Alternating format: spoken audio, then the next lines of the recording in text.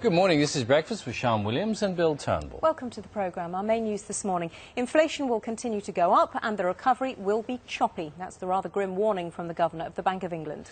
Mervyn King says inflation could rise as high as 5% over the next few months, and he says a drop in living standards for millions of people is an inevitable price to pay for coping with the global financial crisis.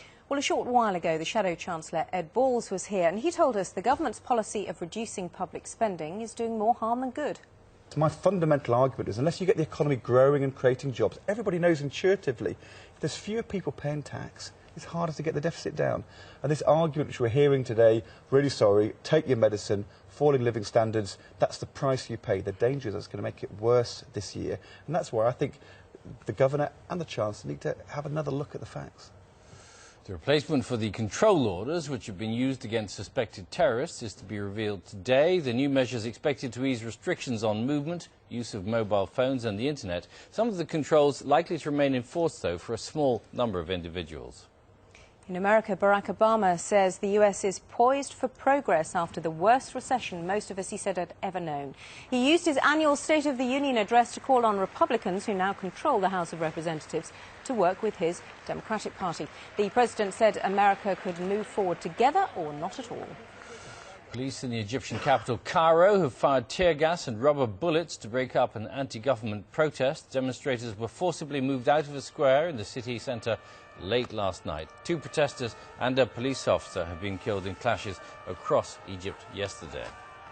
The BBC World Service is expected to confirm the loss of up to 650 jobs, a quarter of its staff, later today.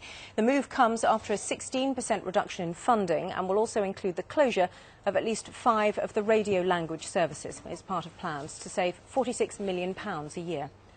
The hotel owners found to be acting unlawfully when they refused to allow a gay couple to stay in a double room are appealing against the ruling. Peter and Hazel Mary Bull, who are devout Christians, were ordered to pay damages for sexual orientation discrimination.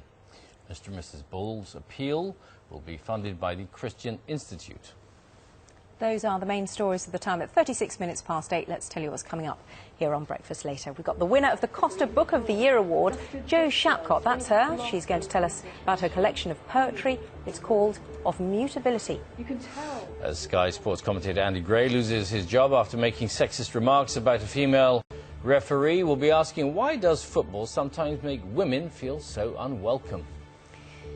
Learn to smile and you can teach the whole world to smile with you. Looking at how our relationships with other people can set the tone for our lives this morning. It's the latest part of our series about happiness. The King's Speech tops the Academy Awards with 12 nominations. How many prizes will the British film actually pick up on the night, though? We're rating the chances of British Oscar success. We've got some success in the tennis so far, at least. Crossing your fingers for Andy Murray. I certainly am. I was just thinking about Oscar nominations and what's going to go on tonight at the TV Awards. Oh yes. Yeah. We've been nominated for the National Television Awards, Yeah. so we're all going. And we've all prepared our faces, haven't we? Yeah, we're all going to clap everybody else. Yes, that's right. Hurrah! But yes, back to the tennis. Andy Murray, fantastic. He's through to the semi-finals. And he looked in good form, not fantastic form, but good enough. And that really is all that counts. Yeah, that's true. Andy Murray's through to the semi-finals of the Australian Open. He beat Alexander Dolgopolov in 4 sets. Murray was in good form, perhaps not the form of earlier rounds, but was still too hot for his opponent. He raced into a 2-sets-to-love lead, 7-5, 6-3. And he broke